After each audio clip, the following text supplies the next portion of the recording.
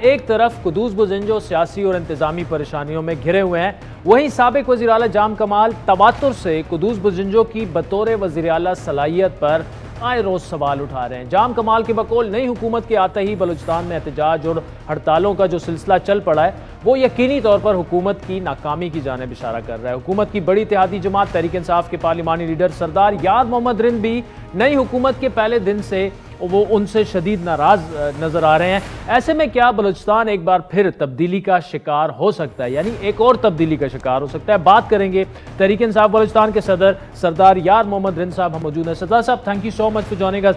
پہلا تو آپ مجھے یہ بتائیے گا کہ بلوچستان پہ آتے ہیں، کے پی میں جو تحریک انصاف کو مار پڑی اس کی ایک بڑی وجہ تو مہنگائی جو ہے وہ آپ مجھ سے اگری بھی کریں گے، لیکن اگر بلوچستان میں بھی لوکل باڈیز ہو جاتے ہیں تو کیا ہوگا؟ بسم اللہ الرحمن الرحیم، ایاک نعبد و ایاک نستعین۔ عادل صاحب، جہاں تک تعلق ہے اس وقت کے پی کے کی صوبائی اپنے لوکل باڈیز کے الیکشن کی، یہ غیر متوقع تھا، مگر نوشتہ دیوار تھا کہ یہ ہوگا۔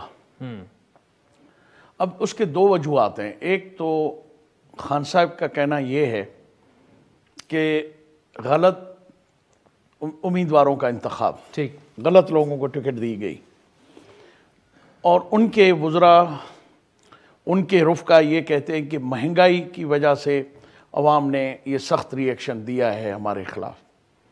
میرے خیال میں دونوں وجوہات ہیں، صرف ایک وجوہات نہیں ہے۔ خان صاحب بھی اپنی جگہ پہ سچ کہہ رہے ہیں اور ان کے جو رفقا ہیں وہ بھی اپنی جگہ پہ سچ کہہ رہے ہیں۔ خان صاحب سے میں یہ پوچھوں گا کہ 3 سال تک جو لوگ تھے، کیونکہ خان صاحب کی ابتدا پہلی حکومت، صوبائی حکومت جو ہمیں ملی وہ وہیں کے پی کے میں ملی، اور پھر وہاں خان صاحب نے زیادہ ٹائم بھی دیا، اور جب سے 3 سال سے پرائم منسٹر بنے تو میں نے یہ دیکھا ہے کہ ان کے نزدیکی جتنے لوگ ہیں ان کا تقریباً سب کا تعلق جو ہے وہ کے پی کے سے ہے۔ اس کے باوجود کیوں اتنی ایک پرانی پارٹی ہو کے اس کے گراس روٹ پہ اس کے تعلقات ہیں، اس کے روٹس ہیں، ان کی آرگنائزیشن ہے، ان کی تنظیمیں، کیوں پھر ایسے کون سے لوگ ہیں جنہوں نے خان صاحب سے غلط لوگوں کا انتخاب کروایا؟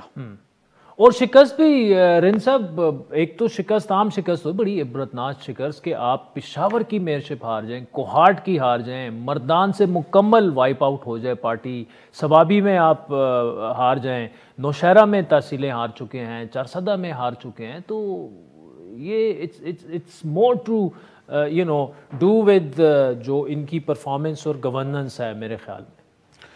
دیکھیں، ساری چیزیں جب اینڈ آف دی ڈے ہوتا ہے، آپ کو 4 سال یا 5 سال ہے پاکستان کے اندر، پورے 5 سال کے بعد جب الیکشن ہوتا ہے تو لوگ پھر آپ کی کارکردگی کو دیکھتے ہیں، آپ کی کمٹمنٹس کو دیکھتے ہیں کہ آپ نے لوگوں کے ساتھ جو کمٹمنٹ کی، لوگوں کے ساتھ جو وعدے آپ نے کیے، آپ کی پرفارمنس کیا ہے، آپ نے ڈیلیوری کیا کی، آپ نے لوگوں کو کیا دیا۔ اور وہاں ایک پرائم منسٹر تو اس میں صرف نہیں ہوتا ہے، ٹیم بھی ہوتی ہے، ٹھیک ہے، وہ پارٹی لیڈر ہوتا ہے، چیئرمین ہوتا ہے، لیڈر آف دی ہاؤس ہوتا ہے، مگر اس کے ساتھ ڈیپینڈ کرتا ہے اس کی پوری ٹیم کے اوپر۔ اور مجھے تو 7 سال ہوئے پی ٹی آئی میں آئے ہوئے، مگر مجھے افسوس سے کہنا پڑتا ہے کہ ابھی تک ہم ایک پارٹی نہیں بن سکے۔ ایک پارٹی کا تو یہی ہوتا ہے کہ جیسے گھر کا ماحول ہوتا ہے۔ اور آپ ایگری کریں گے کہ پارٹی بھی نہیں ہو سکی اور ٹیم بھی نہیں بن پائی ابھی تک؟ خان صاحب نے ہمیشہ وعدہ کیا تھا کہ میں ایک بہتر ٹیم کا انتخاب کروں گا اور ان کو لاؤں گا، ان کی پرفارمنس ہوگی۔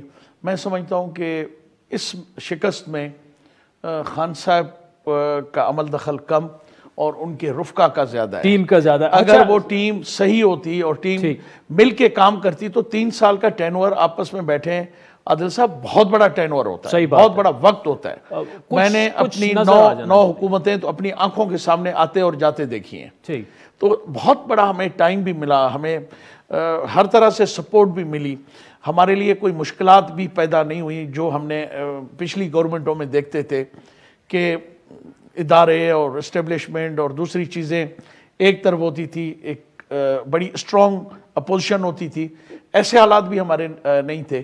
مگر بدقسمتی سے میں سمجھتا ہوں کہ 2 چیزوں نے اس شکست کا ذمہ دار میں 2 چیزوں کو ٹھہراتا ہوں۔ ایک تو کرونا، جس کی وجہ سے بہت سارے آپ کے وسائل جو ہے موجودہ حکومت کو، عمران خان کو، ان کے اوپر استعمال کرنے پڑے۔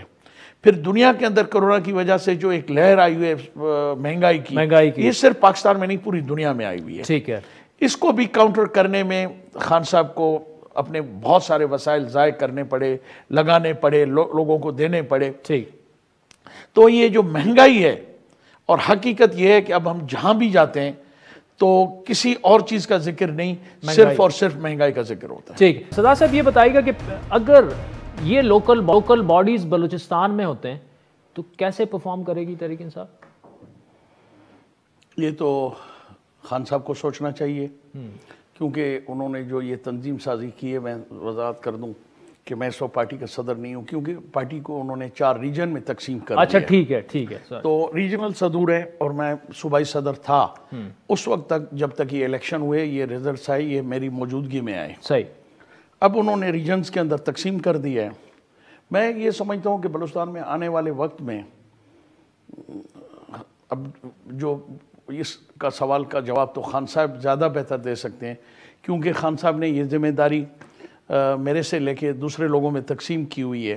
ٹھیک، جیسے یہاں پہ ہمارے ڈپٹی اسپیکر صاحب ہیں، وہ اس کا بہتر سوال جواب دے سکتے ہیں، اور جو ابھی انہوں نے نہیں، لیکن آپ کو نظر کیا آ رہا ہے، آپ جو آپ دیکھ رہے ہیں بلوچستان میں؟ مجھے وہاں پہ لوکل باڈیز کا الیکشن پی ٹی آئی کا کوئی وہاں کردار نظر نہیں آ رہا ہے۔ اچھا، مستقبل آپ کا نظر نہیں آ رہا۔ اچھا یہ بتائیے کہ آپ لوگوں نے جام کمال کو ہٹا کے اپنے جو قدوس بزنجو ہیں وہ آ گئے۔ ابھی اس وقت بلوچستان میں ترقیاتی غیر ترقیاتی کام بند ہیں، باپ پارٹی والے ناراض ہیں، تحریک انصاف وہاں پہ ناراض ہے، 3 ٹھیکیداروں کے عمل دخل کی بات ہو رہی ہے۔ یہ کہ بن کیا گیا، کچھڑی بن گئی ہے بلوچستان؟ عادل صاحب، آپ اگر اٹھا کے بلوچستان دیکھتے ہوں گے نیچرلی، تو جب ان کا اوتھ ہوا تھا، اوتھ ٹیکنگ سیرمنی ہوئی تھی، تو اس میں اسمبلی کے اندر مجھے ایز اے پارلیمانی لیڈر موقع دیا گیا تھا، تو میں نے یہی کہا تھا، میں نے کہا قدوس صاحب جس دن سے آپ نے اوتھ اٹھائی ہے 2 دن ہوئے، 48 گھنٹے بھی نہیں گزرے، میں ان لوگوں کو آپ کے قریب دیکھ رہا ہوں جو اس سے پہلے حکومتوں کے لیے ہمیشہ جب بھی کوئی پاور میں لوگ آتے ہیں وہ اسی پاور کارنرز کے اندر چلے جاتے ہیں۔ آج بھی آپ کے ساتھ وہی لوگ مجھے نظر آ رہے ہیں۔ اگر آپ نے ان سے احتیاط نہیں برتی، جام صاحب نے تو اپنے 3 سال پورے کیے، قدوس صاحب آپ کے 3 مہینے بھی پورے نہیں ہوں گے۔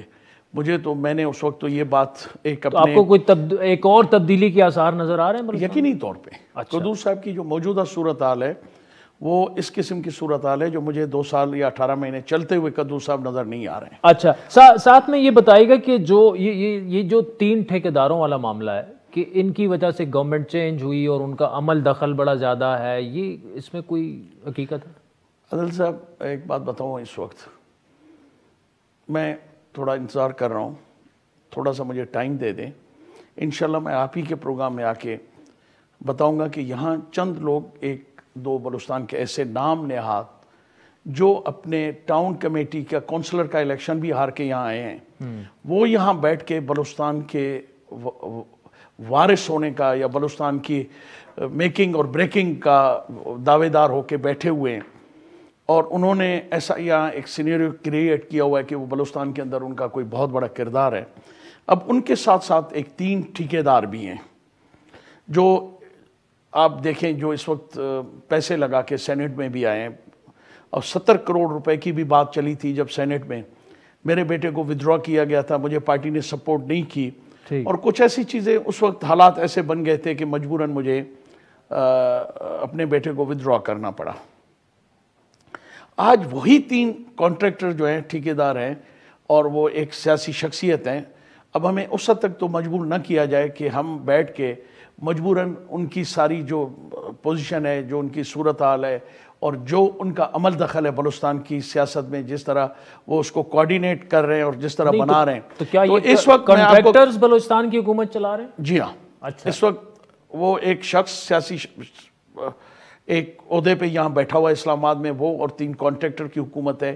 قدوس بزنجو ایک پپٹ ہے، कुदूस का वहाँ कोई अमल दखल चले नहीं है। हम कोशिश करेंगे कि उनसे मैं आपको भी बता दूं, ठीक है, और जो आपने कहा वर्जन लें कुदूस बुज़िंजो से कि जो क्योंकि आप कह रहे हैं कि अगर वो जिस तरह आपने कहा कि 3 कॉन्ट्रैक्टर्स चला रहे हैं तो ये बड़ा एक सीरियस। उसका ये नहीं है, अभी ये 100 डैम्स एक बहुत बड़ा स्कैंडल बना हुआ है, और जिस तरह ट्रांसफर पोस्टिंग्स हो रही हैं, जिस तरह लोगों से जिस नहज पे हो रही हैं, और जिस करप्ट लोगों को उठा के जिनके ओएसडी बने हुए थे, जो जिनके ऊपर संगीन इल्ज़ाम थे, उनको बहुत अहम ओहदे दिए जा रहे हैं, उनको लाया जा रहा है, उनको बिठाया जा रहा है।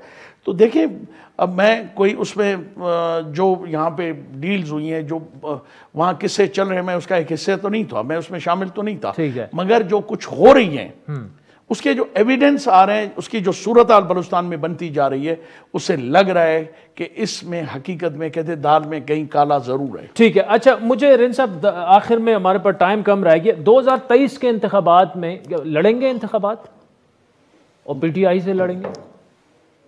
देखें, अगर पीटीआई ने मुझे टिकट दी और पीटीआई ने अभी तो अगर मुझे इस काबिल समझा कि मुझे पीटीआई के टिकट पे मैं इलेक्शन लड़ूं, तो शायद फिर मैं उस वक्त सोचूंगा। बहरहाल इलेक्शन तो मैं ज़रूर लड़ूंगा।